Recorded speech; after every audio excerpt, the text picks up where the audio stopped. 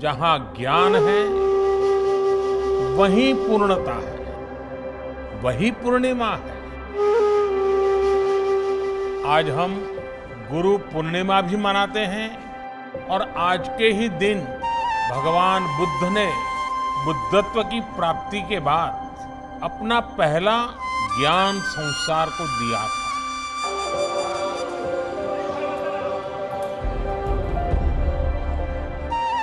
जब उपदेश करने वाले स्वयं बुद्ध हो तो स्वाभाविक है कि ज्ञान संस्कार के कल्याण का पर्याय बन जाता है। त्याग और तितिक्षा से तपे बुद्ध जब बोलते हैं तो केवल शब्द ही नहीं निकलते, बल्कि धम्म चक्र का प्रवर्तन होता है।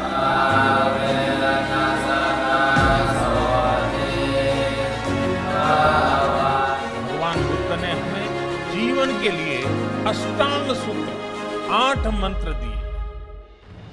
सम्यक दृष्टि, सम्यक संकल्प, सम्यक वाणी, सम्यक कर्म, सम्यक आजीविका, सम्यक प्रयास, सम्यक मन, सम्यक समाधि यानी मन की एकाग्रता। मन, वाणी और संकल्प में, हमारे कर्मों और प्रयासों में अगर ये संतुलन है तो हम दुखों से निकलकर प्रगति और सुख को हासिल कर सकते हैं। यही संतुलन हमें अच्छे समय में हमें लोक कल्याण की प्रेरणा देता है और मुश्किल में धैर्य रखने की ताकत देता है। धम्मपद कहता है, वैर से वैर शांत नहीं होता, बल्कि वैर अवेर से, बड़े मन से, प्रेम से शांत होता है। बुद्ध का ये ज्ञान, मानवता का ये अनुभव जैसे जैसे समृद्ध होगा, विश्व सफलता और समृद्धि की नई ऊंचाइयों को छूएगा। बुद्ध मानवता के सामूहिक बोध का अवतरण है। बुद्ध बोध भी है और बुद्ध शोध भी है। बुद्ध विचार भी है और बुद्ध संस्कार भी है। बुद्ध इसलिए विशेष है कि उन्होंने केवल उपदेश नहीं दिए, बल्कि उन्होंने मानवता को ज्ञान की अनुभूति करवाई। उन्होंने महान वैभवशाली राज्य और चरम सुख सुविधाओं को त्यागने का साहस किया।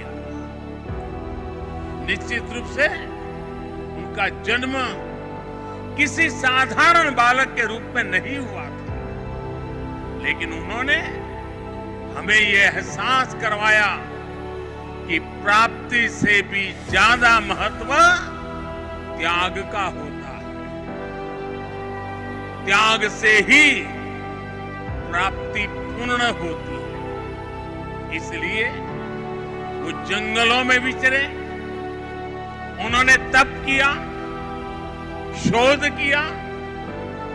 उस आत्मशोध के बाद जब वो ज्ञान के शिखर तक पहुंचे तो भी उन्होंने किसी चमत्कार से लोगों का कल्याण करने का दावा कभी नहीं किया, बल्कि भगवान बुद्ध ने हमें वो रास्ता बताया जो उन्होंने खुद जिया था। उन्होंने हमें मंत्र दिया था, अप्पदीपो भव भिक्खवे, अप्पदीपो भव भिक्खवे, परीक्षा भिक्षवो ग्राह्यम मद बचो न तू गौरवाद। अर्थात अपना दीपक स्वयं बनो, मेरे वचनों को भी मेरे प्रति आदर के कारण ग्रहण मत करो, बल्कि उनका परीक्षण करके उन्हें आत्मसात करो।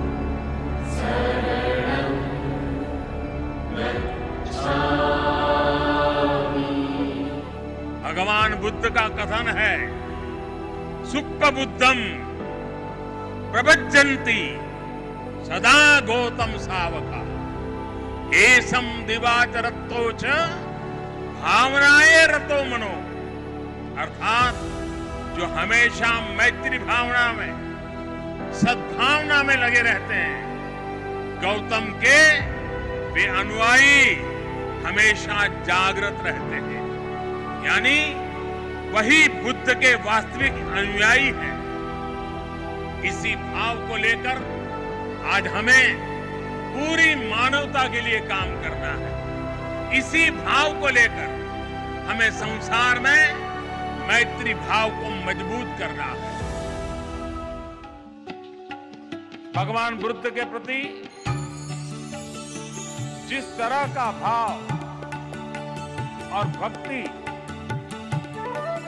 हम सभी रखते हैं, शायद उसका बयां करने के लिए शब्द कम पड़ जाए। जैसे लोग मंत्र से मुग्ध तो होते ही हैं, वैसे ही हम बुद्ध से भी मुग्ध होते हैं। सिद्धार्थ से गौतम बुद्ध बनने की यात्रा, वो कथा, वह केवल निर्वाण प्राप्ति के पथ की कथा नहीं है। ये कथा है इस सत्य की कि जो व्यक्ति भी अपने ज्ञान, धन, संपदा से दूसरों की वेदना और दुख दूर करने का प्रयास करता है, वह हर व्यक्ति सिद्धार्थ से बुद्ध के राह पर चल पड़ता है, चल सकता है, बुद्धत्व को प्राप्त कर सकता है। धम्मं शरणं गच्छामि, बुद्धं शरणं गच्छामि, संघं शरणं गच्छामि। ये हमारे देश की पवित्र भूमि से निकल संपूर्ण विश्व को मानवता का पाठ पढ़ाने वाला जन जन का मंत्र बन गया। संघं शरणं गच्छामि। आप सभी को आषाढ़ पूर्णिमा की बहुत बहुत शुभकामनाएं। नमो बुद्धाय, नमो गुरुभ्यो।